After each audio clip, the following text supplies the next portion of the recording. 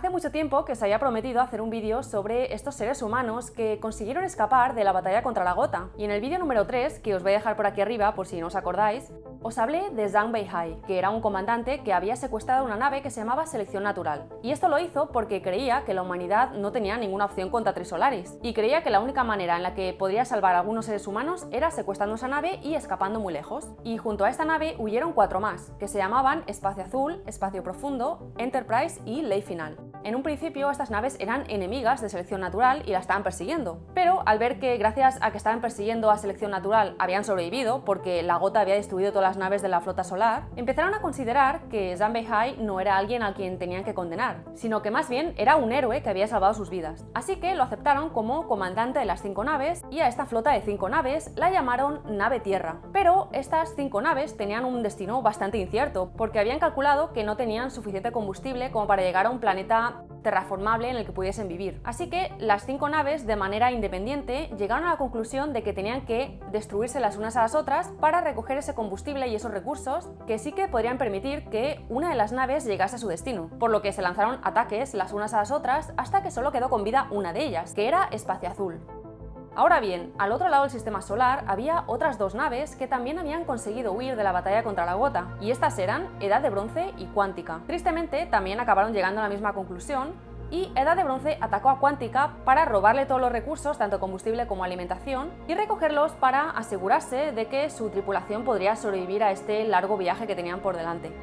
Todo esto ocurre durante la Era de la Crisis, que es cuando Chen Xin y Wade están todavía diseñando el proyecto Escalera, y Luo Ji ha sido escogido como vallado, pero todavía no ha ideado su plan. En noviembre del año 208 de la Era de la Crisis, Edad de Bronce detectó que las comunicaciones que la Tierra enviaba al espacio habían parado por completo, y esto lo interpretaron como una señal de que Trisolaris había conquistado la Tierra. Sin embargo, esto se debía a un fenómeno llamado nictoilofobia, que básicamente era un pánico colectivo que la humanidad había adquirido a causa de descubrir, gracias a Luo Ji, que el universo era un bosque oscuro.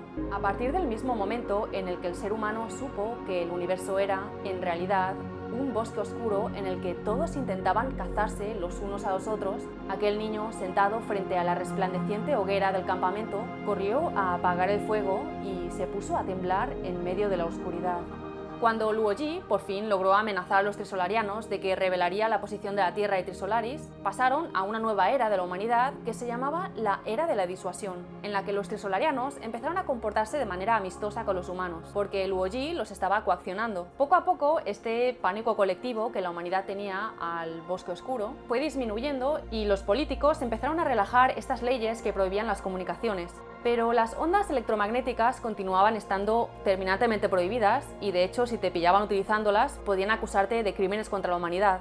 Debido a esta especie de crisis a nivel de comunicaciones, la humanidad empezó a investigar y se descubrieron los neutrinos y las ondas gravitatorias, que eran sistemas de comunicación muchísimo más eficientes. Y gracias a estas ondas gravitatorias, la humanidad creó un nuevo sistema para que Luo Ji pudiese continuar con su amenaza a Trisolaris, y construyeron ese botón que le entregaron a Luo Ji para que pudiese continuar con su amenaza.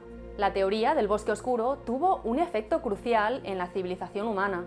El niño, sentado ahora frente a las cenizas de la hoguera, había pasado del optimismo a la paranoia y estaba aislado del resto del universo. En el año 12 de la Era de la Disuasión, o sea, cuando habían pasado ya 14 años desde el ataque de la Gota, Edad de Bronce recibió una comunicación de la Tierra en la que les decían, básicamente, que volviesen a la Tierra porque habían ganado la guerra contra Trisolaris y ya no tenía sentido que continuasen huyendo. Y además les dijeron que la humanidad los estaba esperando como grandes héroes, porque eran de los pocos supervivientes de la batalla contra la Gota. Lógicamente, los tripulantes de Edad de Bronce sospechaban bastante de la veracidad de esta comunicación, porque podían ser básicamente los trisolarianos intentando convencerles para que volviesen. Pero en ese momento un sofón se desplegó en dimensiones inferiores para permitir una comunicación en tiempo real con la Tierra. Así que los oficiales de Edad de Bronce pudieron hablar cara a cara con los políticos de la Tierra y asegurarse de que realmente era la humanidad quien los estaba llamando.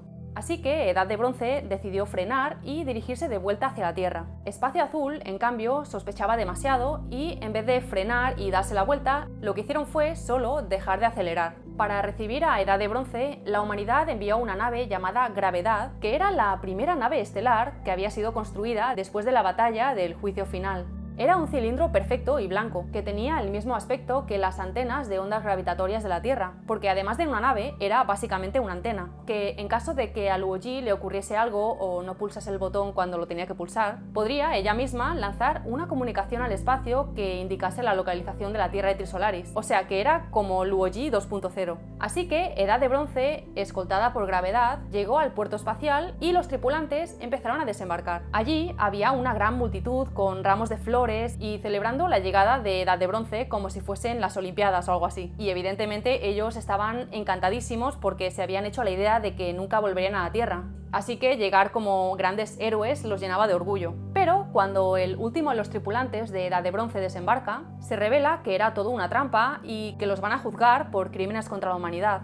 Porque además de desertar durante la batalla contra la Gota, habían asesinado a las casi 2000 personas que iban a bordo de Quantica. Así que esa multitud con flores se retira y es sustituida por la policía. Por la presente se les informa de que han sido destituidos sin honor.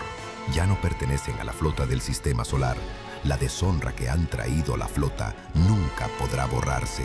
No pueden reunirse con sus familiares porque ya no quieren verles. Sus padres están avergonzados de ustedes y sus cónyuges les han abandonado.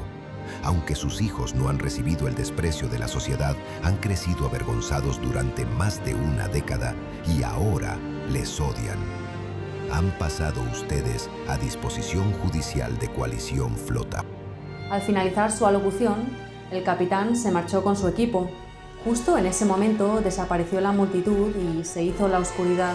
Varios focos de luz iluminaron las hileras de policías militares armados hasta los dientes que rodeaban a los miembros de la tripulación de Edad de Bronce, a los que apuntaron con sus armas desde las plataformas que bordeaban la amplia plaza.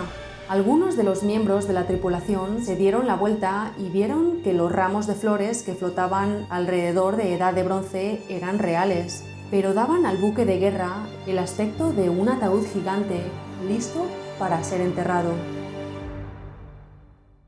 Durante el juicio, el capitán confiesa que antes de atacar a Quantica hicieron una votación y que 1.670 personas votaron a favor del ataque. Esto representaba el 94% de la tripulación.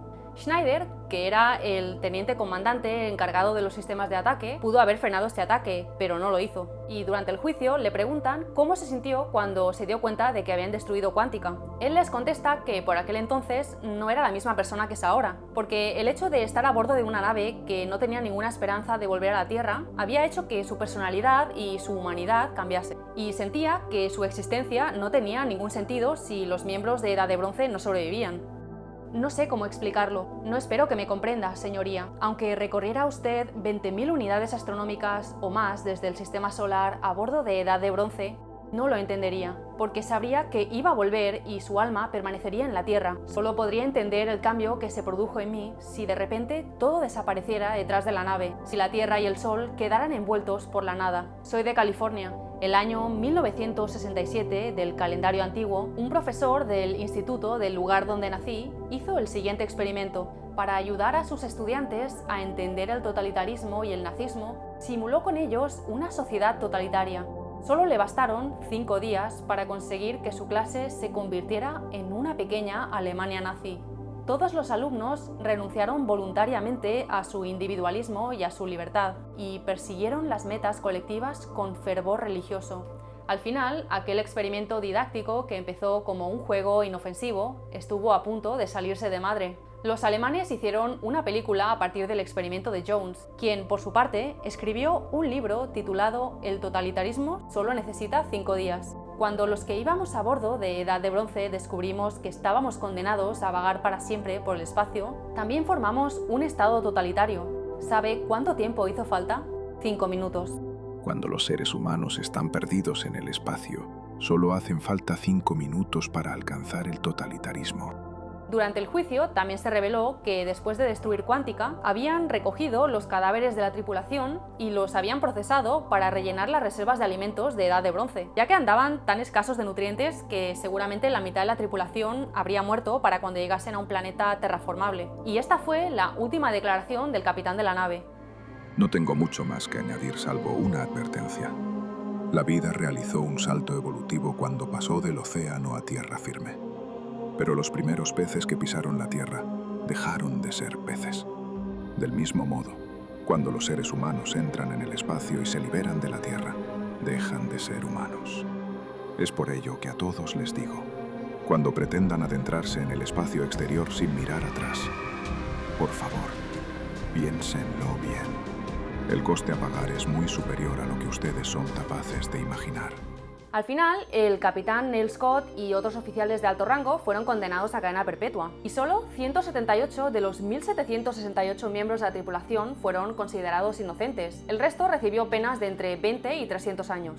Todos los presos fueron llevados a una prisión que estaba en el cinturón de asteroides, y mientras iban de camino, Schneider hizo uso de esta capacidad de la nave de crear paredes donde no las hay, para encerrarse a sí mismo en una especie de cabina y conseguir el tiempo suficiente para comunicarse con Espacio Azul, que por aquel entonces ya estaba frenando y se estaba planteando volver a la Tierra.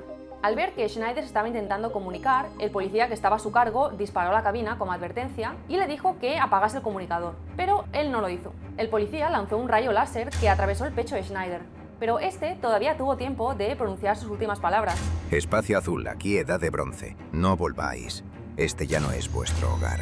Evidentemente, después de recibir este mensaje, Espacio Azul se olvidó de la Tierra y aceleró de camino a su destino inicial, que era la estrella NH558J2, la cual no alcanzarían hasta pasados 2000 años. A pesar de que Espacio Azul no representaba ningún tipo de peligro para la Tierra o Trisolaris, porque no tenía la capacidad de lanzar ningún mensaje al cosmos, la humanidad consideró que no podían dejar a esos criminales vagar por el espacio, ya que igual en un futuro sí que podrían desarrollar alguna tecnología que les permitiese enviar al espacio las coordenadas de la Tierra o Trisolaris, y es por esto que enviaron a la nave Gravedad para perseguirlos. A pesar de que Espacio Azul no se rendía y continuaba huyendo, era casi 100% seguro que Gravedad los conseguiría alcanzar. No solo porque Gravedad tenía mucho más combustible que Espacio Azul, sino porque además era una nave muchísimo más moderna con sistemas de propulsión más potentes.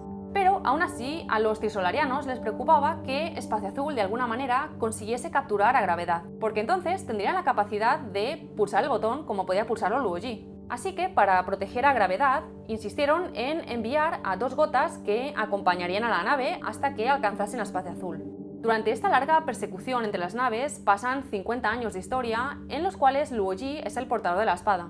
Y si recordáis bien, los trisolarianos empiezan como a fingir que quieren ser los amigos de la humanidad y graban películas de romance y pintan cuadros para demostrar que tienen una sensibilidad muy grande y que aprecian la cultura humana casi tanto como la suya propia.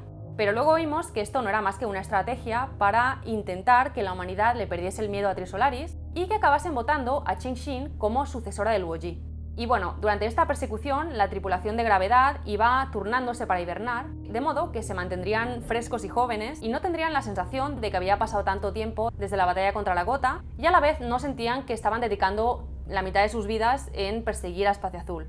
Gravedad les envió varios mensajes a Espacio Azul diciéndoles que se rindiesen porque básicamente no tenía ningún sentido que continuasen huyendo, ya que en el hipotético caso en el que Gravedad sufriese algún tipo de accidente y no pudiese alcanzar a Espacio Azul, las 2 gotas podrían acelerar y alcanzar a Espacio Azul y destruirla muy fácilmente. Conforme los años pasaban, en la nave Gravedad empezaron a ocurrir fenómenos muy extraños.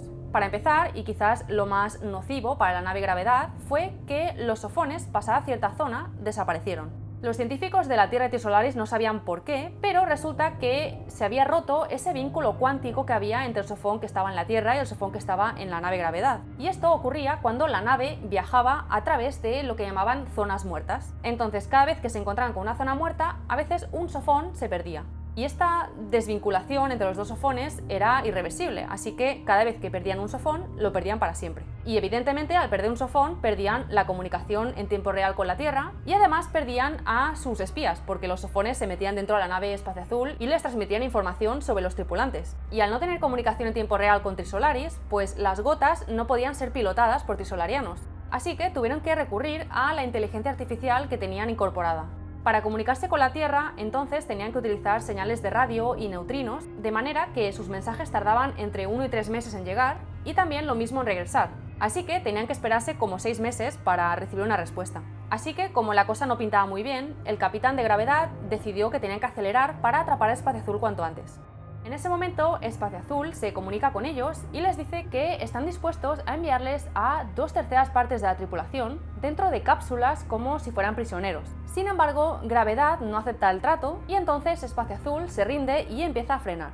Así que la tripulación de gravedad empieza a despertarse de la hibernación, y es entonces cuando empiezan a ocurrir fenómenos muy extraños. La mayoría de ellos le llegan al psiquiatra de la nave porque son atribuidos a algo que parecen alucinaciones de la tripulación. El primero de ellos es un comandante que le asegura al psiquiatra que mientras iba caminando por un pasillo se cruzó cara a cara con un oficial que en realidad iba a bordo de Espacio Azul. Así que no tiene ningún sentido que esté en la nave Gravedad, pero él está segurísimo de que se cruzó a centímetros de él.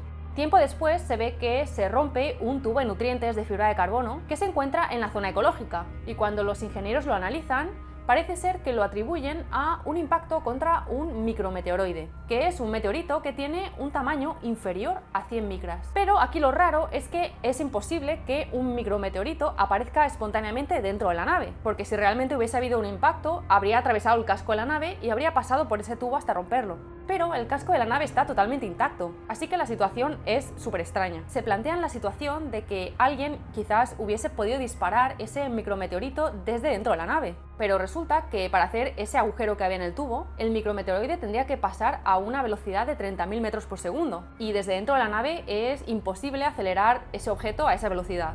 Así que todo queda como un misterio no resuelto. Más tarde, otro miembro de la tripulación de gravedad está tan tranquilo en su camarote y de repente ve que en la pared entre su camarote y el de otra tripulante hay una especie de burbuja que crea una apertura entre los dos camarotes. Y cuando se asoma para mirar, ve que su compañera, que está durmiendo en la cama, tiene las piernas cortadas de una manera que él puede ver sus huesos, sus arterias, sus músculos, pero ella no parece darse cuenta de ello y está durmiendo como si no pasase nada. Como todo parece una alucinación bastante extraña, lo que hace este hombre es ponerse el casco para dormir y programarlo para que le despierte media hora después. Cuando se despierta, vuelve a mirar la pared y la burbuja sigue ahí, así que decide volverse a dormir, y cuando se despierta el agujero ha desaparecido y su compañera está perfectamente. Y como toda esta historia suena bastante surrealista, este miembro de la tripulación lo que hace es callarse la historia porque cree que si se la cuenta al psiquiatra, pues van a considerar que su estado mental no es apto para estar a bordo de la nave y lo van a poner en hibernación. Y eso para él es algo horrible, porque quiere decir que cuando las dos naves se encuentren y finalmente apresen a los miembros de Espacio Azul, él estaría en hibernación. Así que cuando llegasen a la Tierra,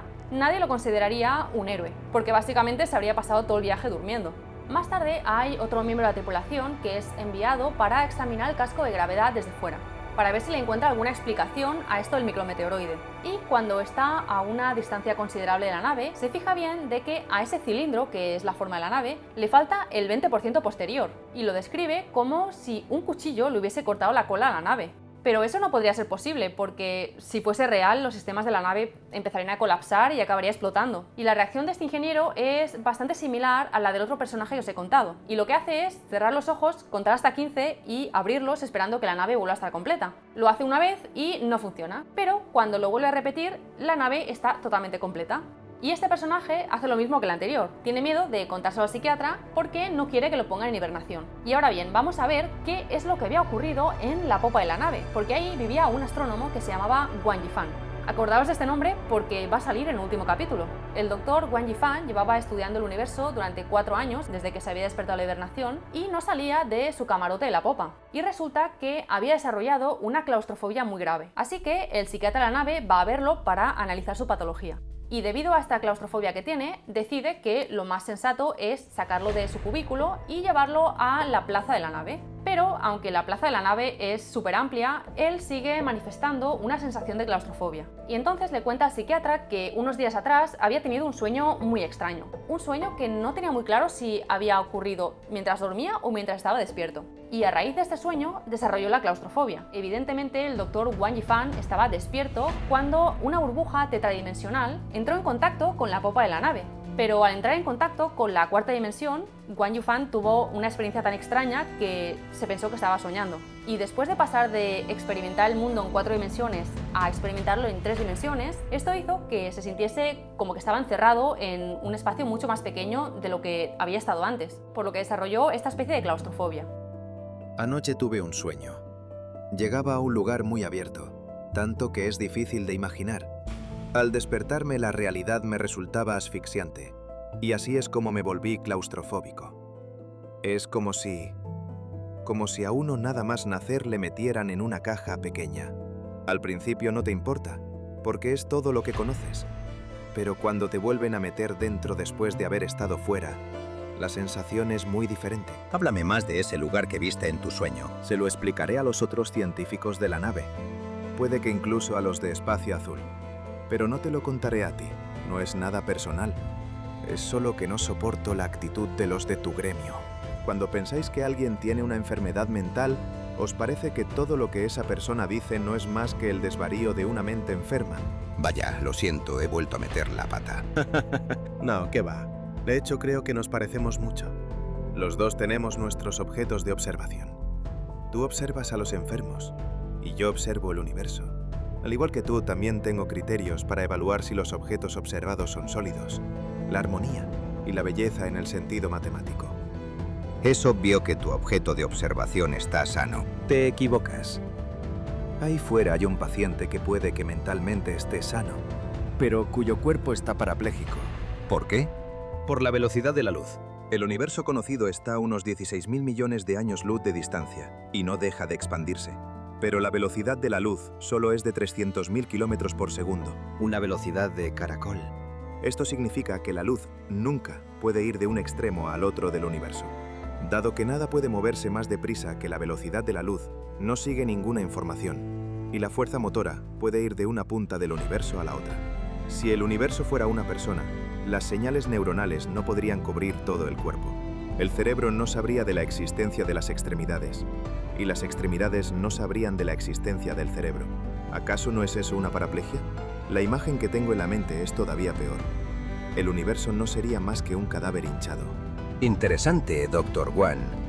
Aparte de la velocidad de la luz a 300.000 kilómetros por segundo, hay otro síntoma que tiene el número 3 como base. ¿Qué quiere decir? Las 3 dimensiones. En la teoría de cuerdas, el universo tiene 10 dimensiones sin contar el tiempo.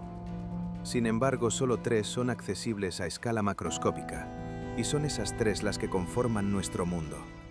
Todas las demás se duplican en un dominio cuántico. Creo que la teoría de cuerdas ofrece una explicación. Hay quien piensa que solo cuando 2 cuerdas se encuentran y se anulan algunas cualidades, las dimensiones pueden desplegarse en el ámbito macroscópico, y las dimensiones sobre 3 nunca tendrán esa oportunidad de encontrarse entre sí. No pienso mucho en esta explicación. No es bella a nivel matemático. Tal como he dicho, es el síndrome 3 y 300.000 del universo. ¿Qué causa propone? Buena pregunta. No creo que nadie haya llegado a ese punto. Estoy seguro de que hay una causa, y es posible que sea la verdad más aterradora que la ciencia es capaz de revelar. Doctor, ¿quién cree que soy?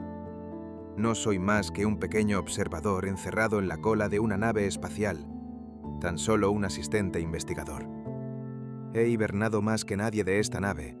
Cuando salimos de la Tierra, solo tenía 26 años, e incluso ahora no tengo más que 31.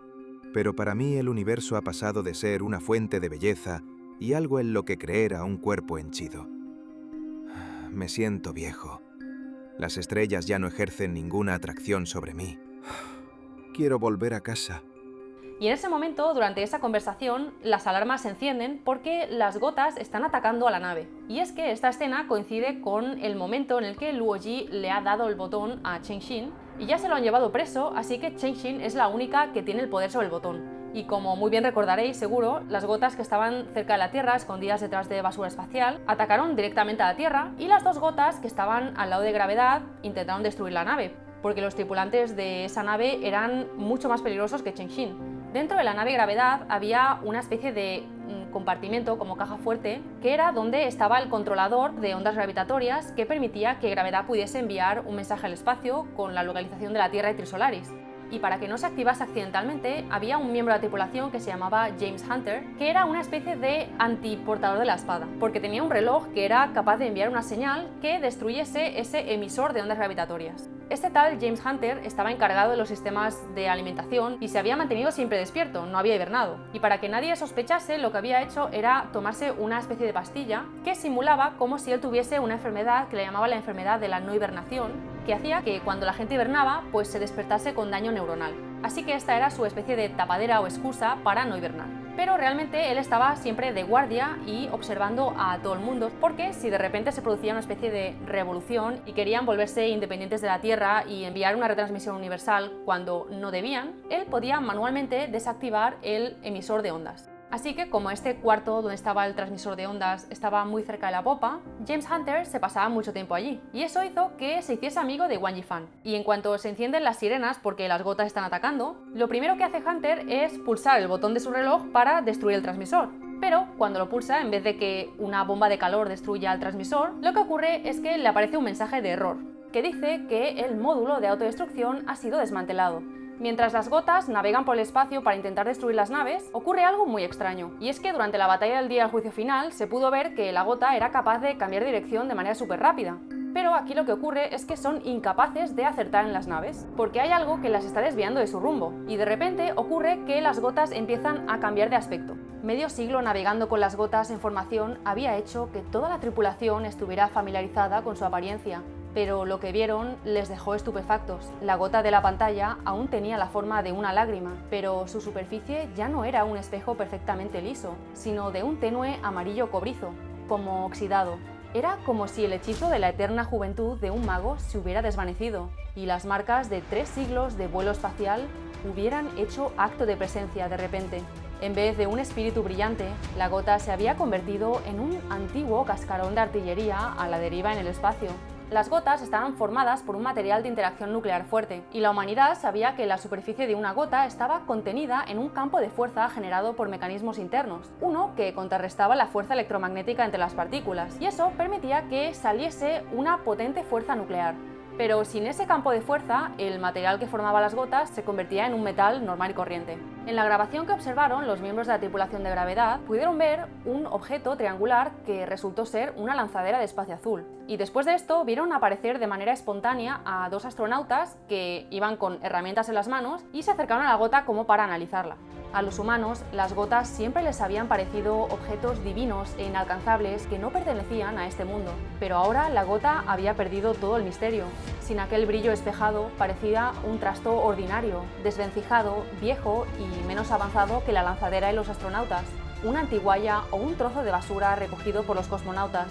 Después, los astronautas y la lanzadera desaparecieron y dejaron ese residuo de la gota flotando en el espacio. Y al ver eso, se dieron cuenta de que los tripulantes de Espacio Azul habían adquirido algún tipo de conocimiento que les permitía desmantelar las gotas. Así que el capitán de gravedad, que también tenía un reloj como el de Hunter, intentó también pulsarlo para destruir el controlador, ya que si Espacio Azul se hacía con el control de gravedad, podrían convertirse en los más grandes enemigos de la Tierra. Pero el capitán obtuvo el mismo mensaje de Hunter, y esto era porque los tripulantes de Espacio Azul ya habían entrado dentro de la nave gravedad y habían podido inutilizar esos controladores de los relojes. Entonces el capitán echó a correr hacia la cabina porque, aunque su reloj no funcionase, había una manera manual de desvincular la antena del controlador. Pero como el viejo Hunter estaba mucho más cerca de la cabina, consiguió llegar antes que el capitán y los oficiales. Y al llegar allí se encontró con el teniente Park, que pertenecía a Espacio Azul, que estaba examinando la cabina de ondas gravitatorias. Hunter sacó su arma y le disparó 2 veces al cuerpo, y luego apuntó a la cabeza, pero algo le impidió disparar.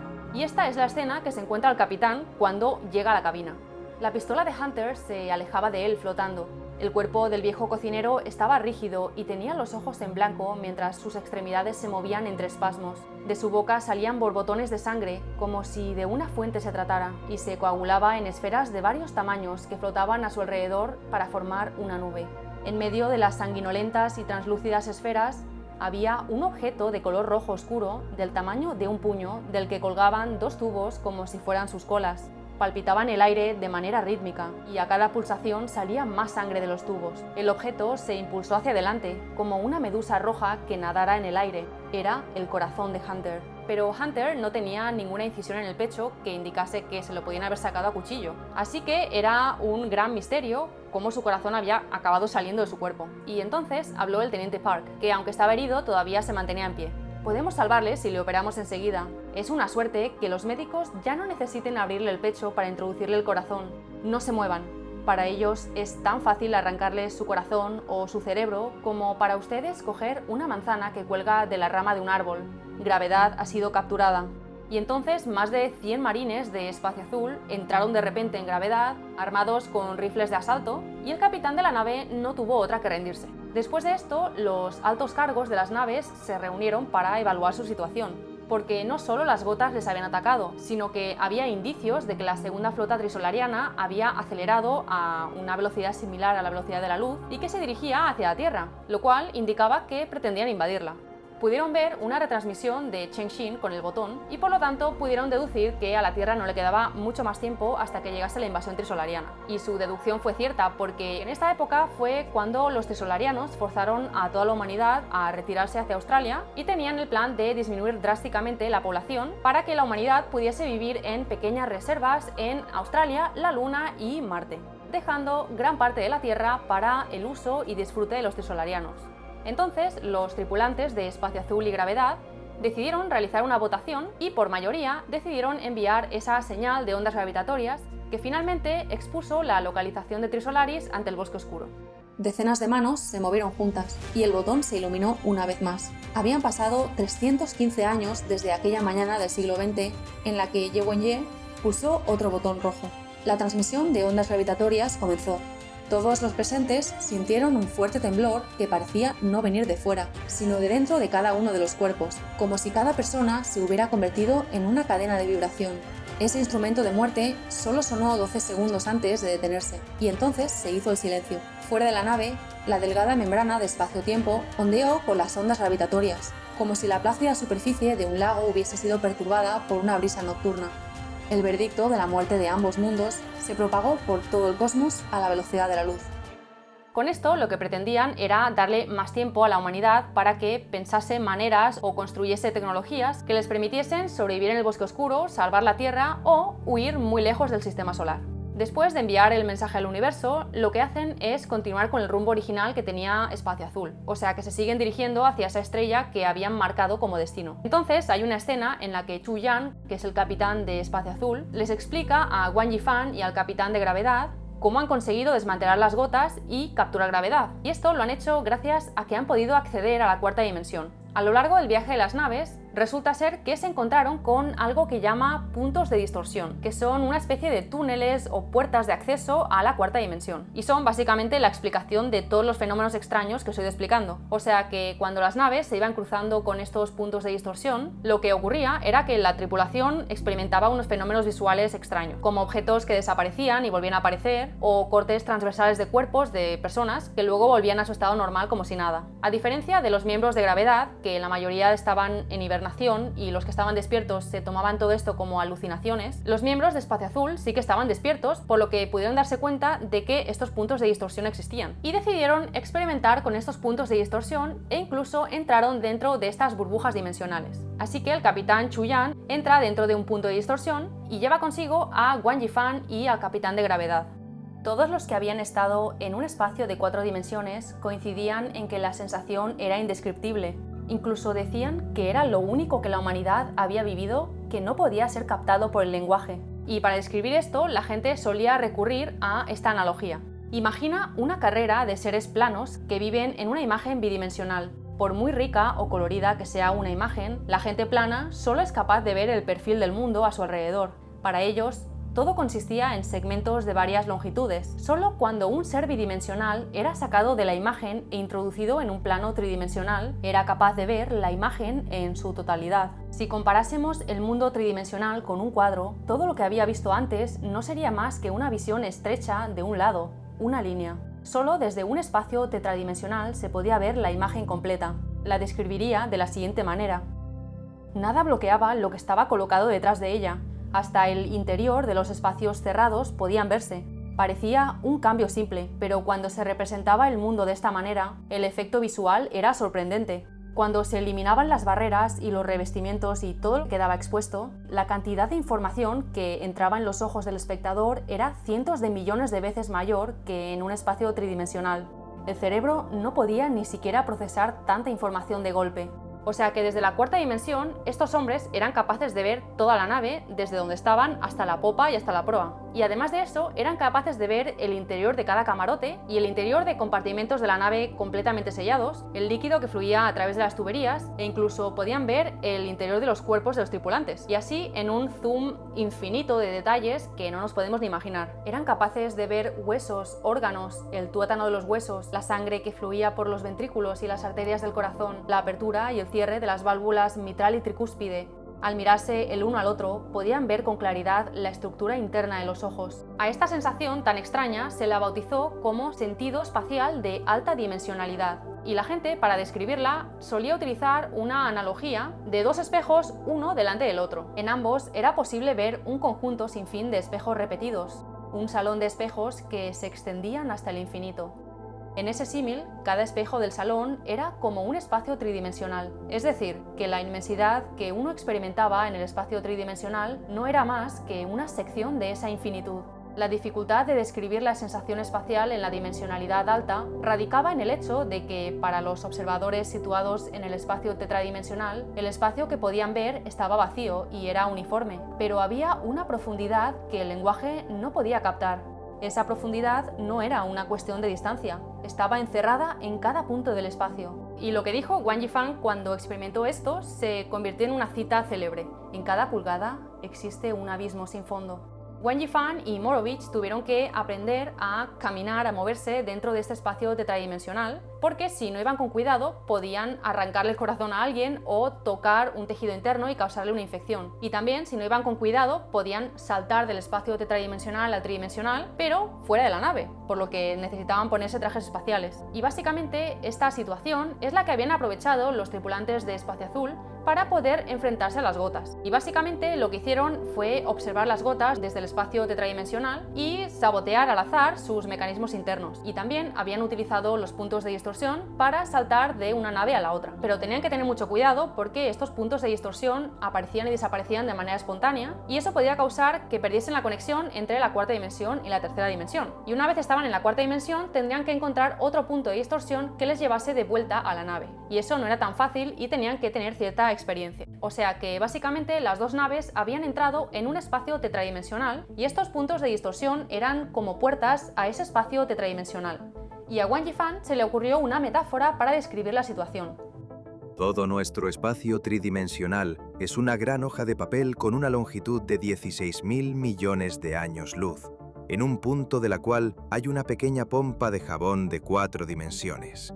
Y esa pompa de jabón, o sea, ese fragmento tetradimensional, tenía un tamaño similar al sistema solar. Y para continuar investigando sin arriesgar más vidas, lo que hicieron fue introducir un telescopio dentro de un punto de distorsión. Y después de pasar muchísimas horas estudiando este espacio tetradimensional, encontraron un objeto muy extraño en forma de anillo, con un diámetro tridimensional de entre 80 y 100 kilómetros. Y en su superficie había circuitos complejos, lo que hacía evidente que era una construcción alienígena. Era la primera vez que la humanidad entraba en contacto con una inteligencia diferente a Trisolaris o la Tierra. Y lo más interesante era que este objeto estaba sellado, o sea que desde la cuarta dimensión no se podía ver su interior, como sí que se podía ver el interior de Gravedad o Espacio Azul. Y eso quería decir que este objeto estaba construido directamente en 4 dimensiones, seguramente por seres tetradimensionales. El objeto no emitía ningún tipo de señal ni daba indicios de intentar atacar a la nave. Y además, a su alrededor había varios objetos que tenían formas que no parecían ser de origen natural, como por ejemplo marcos poliédricos, pirámides e incluso cruces que seguramente habían sido construidas por alienígenas. Entonces, Wang Yifan le insistió muchísimo al capitán para que le permitiese subirse a una cápsula y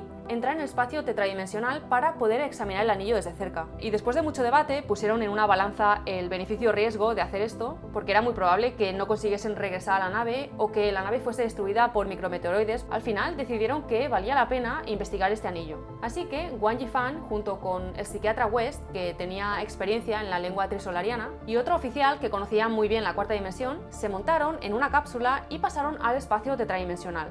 Desde allí era muy complicado medir las distancias entre los objetos y cuanto más se adentraban las naves en el espacio tetradimensional, más micrometeoroides impactaban contra ellas y podían acabar destruyéndolas, por lo que los 3 investigadores tenían que darse mucha prisa, pero no podían ponerse a acelerar a lo loco porque se podían encontrar de repente a centímetros del anillo y chocar contra él. Así que, mientras navegaban a través del espacio tetradimensional, el anillo pasó de tener el tamaño de un pequeño punto al de una moneda, y horas después aumentó de tamaño de manera increíble, de modo que tuvieron que dar un volantazo para no colisionar contra él. Una vez que estuvieron cerca, lo que hicieron fue transmitirle un mensaje utilizando ondas de radio de frecuencia media. Era un mapa de bits simple, que podía ser interpretado como 6 líneas de puntos que formaban una secuencia de números primos: 1, 3, 5, 7, 11, 13. Y aunque no se lo esperaban, el anillo contestó de inmediato, continuando la secuencia con los 6 siguientes números primos: 17, 19, 23, 29, 31, 37. Y después envió 4 comunicaciones más, seguidas de otros números diferentes. Pero como no encontraba ningún patrón y la comunicación de esta manera era muy complicada, decidieron enviarle al anillo el sistema Rosetta, que era un sistema que se había creado para enseñarle las lenguas terrícolas a los trisolarianos, y contenía 2 millones de documentos sobre la historia de la Tierra y la humanidad, y también incluía imágenes, vídeos y programas que permitían establecer conexiones entre los símbolos lingüísticos y las imágenes. El anillo analizó el sistema Rosetta durante unos minutos y después envió su primera comunicación. Soy una tumba. Guan Yifang se apresuró a escribir un mensaje y así empezó la primera conversación entre la humanidad y un ente tetradimensional. ¿De quién es la tumba? De los que la construyeron. ¿Es una nave espacial? Era una nave espacial, pero murió y ahora es una tumba. ¿Quién eres? ¿Quién está hablando con nosotros? Soy la tumba. La tumba habla con vosotros. Estoy muerto. En esta zona del espacio hay muchos otros objetos. ¿También son tumbas? La mayoría son tumbas. Otros pronto serán tumbas. No los conozco todos. ¿Venís de lejos? ¿O siempre habéis estado aquí? Yo vengo de lejos. Ellos también vienen de lejos. De diferentes lugares lejanos. ¿De dónde? Del mar. ¿Habéis construido el mar? ¿Quieres decir que para ti o para los que te crearon este espacio tetradimensional es como el mar para nosotros? Es un charco. El mar se ha secado. ¿Por qué hay tantas naves o tumbas reunidas en un espacio tan pequeño? Cuando el mar se seca, los peces tienen que reunirse en un charco. El charco también se está secando y todos los peces van a desaparecer. ¿Están aquí todos los peces? Los peces que han secado el mar no están aquí. Salieron del agua antes de que el mar se secara. Pasaron de un bosque oscuro a otro bosque oscuro. Cuando oyeron la expresión bosque oscuro, los 3 hombres se quedaron muy sorprendidos, porque eso significaba que el anillo, después de analizar toda la información que le habían enviado, había seleccionado la expresión bosque oscuro y la había relacionado con una expresión que existía en su propia lengua. Es decir, que además de la destrucción de la estrella del Luoji, el hecho de que el anillo se comunicase utilizando la expresión bosque oscuro significaba que realmente era un concepto que existía. ¿Qué quieres decir con bosque oscuro? Lo mismo que vosotros. ¿Nos vas a atacar? Soy una tumba. Estoy muerto. No atacaré a nadie. No hay bosque oscuro entre distintas dimensiones. Una dimensión inferior no puede amenazar a una dimensión superior. Y los recursos de una dimensión inferior son inútiles para una dimensión superior. Pero en una misma dimensión, todo es bosque oscuro. ¿Nos puedes dar algún consejo? Marchaos de este charco de inmediato. Sois pinturas delgadas, sois frágiles. Si os quedáis en el charco, pronto os convertiréis en tumbas. Vaya, parece que en vuestro barco hay peces. Guan Yifang se quedó desconcertado durante unos segundos y entonces se dio cuenta de que a bordo de la cápsula espacial sí que había peces, ya que solía llevar consigo una cápsula ecológica del tamaño de un puño. Y dentro de este había un ecosistema en miniatura formado por agua, un pececito y unas cuantas algas. Era la posesión más preciada de Guan Yifang y la había llevado con él a esa aventura, pensando que si nunca regresaba a la Tierra, le acompañaría al más allá. Me gustan los peces. ¿Puedo quedármelo? ¿Cómo te lo enviamos? Lanzádmelo. Los 3 hombres se pusieron los cascos de los trajes espaciales y abrieron la compuerta de la cápsula. Guan Yifang miró por última vez la esfera ecológica. Desde la perspectiva tetradimensional se podía ver todos sus detalles y aquel pequeño mundo de vida le pareció aún más rico, más variado y más colorido. Guan le lanzó la esfera al anillo y vio como el pequeño globo transparente desaparecía en el espacio. Luego cerró la compuerta y continuó la conversación. ¿Es este el único charco del universo? Pero lamentablemente el anillo no contestó y aunque intentaron comunicarse varias veces más, no dio respuesta. Así que debido al estado crítico en el que estaban las naves Gravedad y Espacio Azul, tuvieron que darse prisa en buscar un punto de distorsión que les permitiese regresar. Una vez Wang Yifan y sus compañeros habían regresado y una vez la cápsula ya estaba en el interior de Gravedad, aceleraron a máxima potencia para intentar salir del espacio tetradimensional cuanto antes, porque estaban a punto de ser destruidos por los micrometeoroides. Y de hecho, salir de ese espacio tetradimensional les costó menos tiempo del que habían calculado. Y es que resultaba que, tal y como había dicho el anillo, el fragmento tetradimensional estaba reduciendo su tamaño, o sea que el charco se estaba secando. Una vez fuera del fragmento tetradimensional, pudieron observar que en el borde aparecían unas líneas luminosas que al principio eran azules y luego se volvían rojas. Medían entre 5.000 y 30.000 kilómetros, y cuando enviaron sondas a analizarlas, se dieron cuenta de que estaban formadas por los restos de la materia que pasaba de 4 dimensiones a 3 dimensiones, y encontraron grandes cantidades de hidrógeno, helio y polvo de metales pesados como hierro y sílice. Y esto era porque a medida que el fragmento tetradimensional iba mermando, la materia tetradimensional iba cayendo a las 3 dimensiones y formaba esas líneas. Entonces, como no tenían mucha prisa, lo que hicieron fue esperarse para poder ver cómo el anillo caía a las 3 dimensiones. Tanto Espacio Azul como Gravedad dejaron de avanzar y retrocedieron 300.000 kilómetros. A medida que el anillo entrara en el espacio tridimensional, el proceso de deterioro liberaría ingentes cantidades de energía. Por eso, las líneas que aparecieron antes habían emitido tanta luz. 22 días más tarde, el borde del fragmento retrocedió más allá del anillo. Cuando el anillo entró en el espacio tridimensional, parecía como si el universo hubiera quedado cortado por la mitad. La superficie cortada brilló con una luz cegadora, como si una estrella se estirara para formar una línea en un instante.